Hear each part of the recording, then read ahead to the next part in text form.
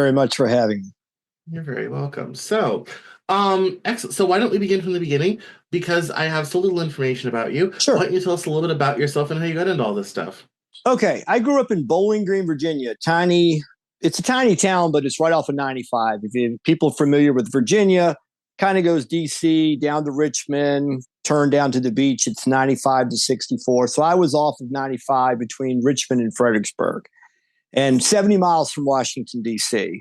So my father was in law enforcement. My mother was an avid reader. They just both passed away a few years ago, but they were 90 plus years old.